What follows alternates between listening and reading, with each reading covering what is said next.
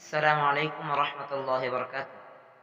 আজকের প্রথম প্রশ্ন হচ্ছে, কার উপর কোরবানি ওয়াজিব? জিলহজ মাসের 10 শুভে সাদিক থেকে 12 তারিখ সূর্যাস্ত পর্যন্ত কারো কাছে যদি নিসাব পরিমাণ সম্পদ থাকে, 7.5 ভরি স্বর্ণ অথবা 52 ভরি রূপা থাকে, তার উপর কোরবানি ওয়াজিব।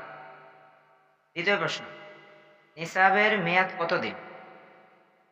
3 দিন, জিলহজ মাসের 10, 11 এবং 12 তারিখ সূর্যাস্ত পর্যন্ত। 3 দিনের মধ্যে কোন দিন কোরবানি করা উত্তম? 10 তারিখে অর্থাৎ প্রথম দিন। যদি নাবালকের নিসাব পরিমাণ সম্পদ থাকে, তার উপর কোরবানি ওয়াজিব হবে কি?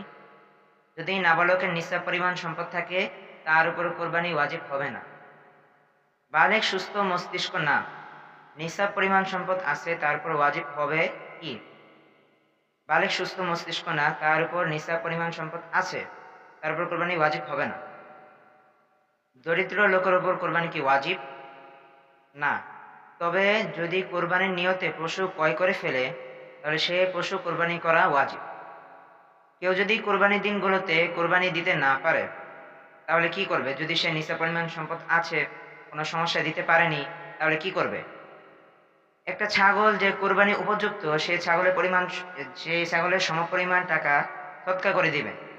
এটা হলো যারা পশু ক্রয় করেননি তাদের জন্য। কিন্তু যারা পশু কিনেছেন, 3 দিনের মাঝে কোরবানি দিতে পারেননি, তাহলে তার জন্য করণীয় হলো সে পশু সৎকা করে দেওয়া। আবার যদি কেউ 3 দিন পর জবাই করে ফেলে, তাহলে সে ওই পশুর গোশত ওজন করবে। তার যদি ওই পশুর ক্রয়ের টাকা থেকে কম হয়, তাহলে গোশত সহ যত টাকা গোশত কম হয়েছে পুরোটাই সৎকা করে দিতে হবে। প্রথম দিন কখন থেকে কোরবানি করা যাবে? যে এলাকায় জুমার নামাজ এবং ঈদের নামাজ ওয়াজিব, সে এলাকায় ঈদের নামাজের আগে কোরবানি করা জায়েজ নেই। তবে কোনো প্রকার দুর্ঘটনা ঘটে গেলে যদি ঈদের নামাজ না পড়া ঈদের নামাজ না পড়া যায়, তাহলে করণীয় হলো সূর্য মধ্য আকাশ অতিক্রম করার পর কোরবানি করা জায়েজ হবে। রাতে কোরবানি দিলে কি হবে? 10, 11 তারিখ রাতে কোরবানি দেওয়া যাবে, 12 তারিখ রাতে দেওয়া যাবে না।